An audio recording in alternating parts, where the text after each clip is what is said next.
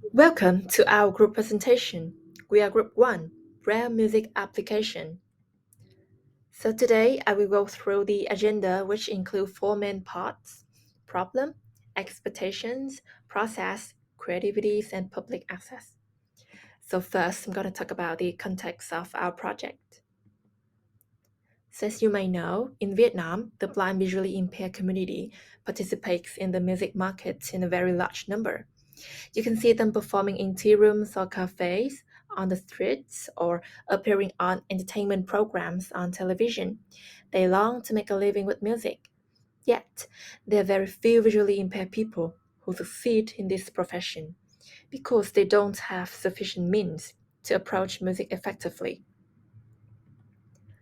So based on our survey through interviews, we figure out that most blind visually impaired people could access music by listening and memorizing it through sounds. This causes many obstacles in their musical appreciation and takes them significant time to memorize a full music score. Therefore, to help them better approach music, our project aim is to convert an ordinary piece of music score into a Braille version. The language has been part of their life since the beginning of their lifetime learning journey.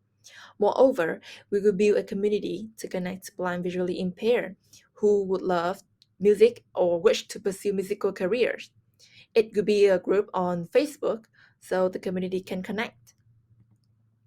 The second part, we'll talk about the expected outcome of the project. So, the final product that we aim is to create an application that supports converting music to Braille for the blind visually impaired. The app will use OCR to scan paper-based music into digital form. This data is then automatically converted to Braille, and from there, the user can print out Braille stitch music. So this system would include two main features. The first one is to transform the image of the music scores to music XML file containing the information of the music. And second, it is transforming music XML file to Braille music scores using LibLouis library. So how does it work? So whenever the image is captured, it would be sent to the server where the optical music recognition model and Braille music notation transcription library are deployed to get the Braille music score.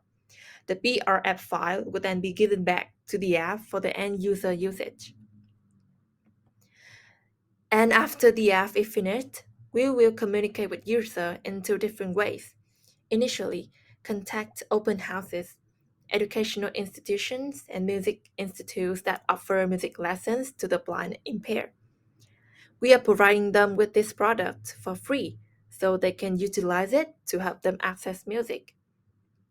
Secondly, we will give products to the appropriate businesses to encourage dialogue.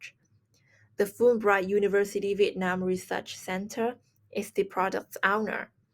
In order to help the beneficiary community share this product with the public, we will also distribute it to designated facilities for the blind and visually impaired, such as Samai Center or audiobook library for the blind.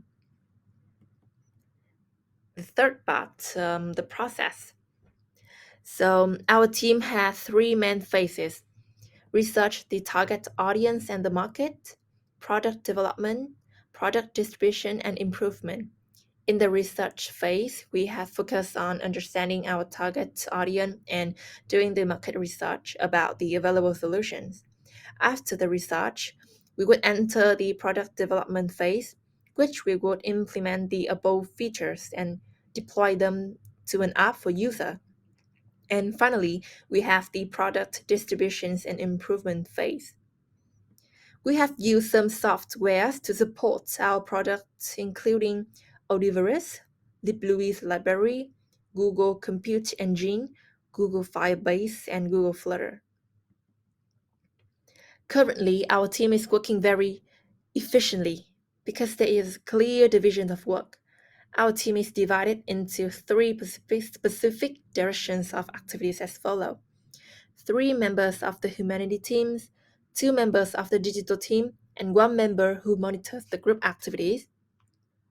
In terms of our stakeholders, we have worked with Semi Center through a talk sessions to understand current issues in the field of technical transformation for the blind. In addition, we also worked with a professor at Fulbright University in the field of digital. Finally, we have listed 8 beneficiaries that we will link once the product is completed. About the management of related costs, so currently we have not received financial support for the project. So this part of financial management has not been mentioned in the work of the team. In terms of risk management, so in order to manage the risks that arise during the project implementation, we have scheduled a weekly meeting together. During these meetings, we will share the working history of small units so we can raise the difficulties that each person is facing to solve together. This is how our team is doing to manage project risk. And finally, about the long-term effect. After this term, sustainability is fully maintained because of 2 factors. Firstly, we have created a community group of blind visually impaired people who love music so that students can share musical knowledge together. And secondly, we will link up with organizations to promote our products. This will help the product to be hosted and grown in the community. And the last part about the creativities and public access.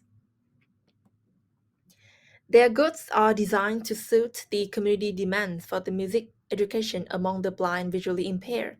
So, as a result, this product will be used by organizations that support the blind and visually impaired to help them access music. And the product will allow free access to all individuals and organizations wishing to convert music tracks. So I think that is the end of our presentation. Thank you for listening.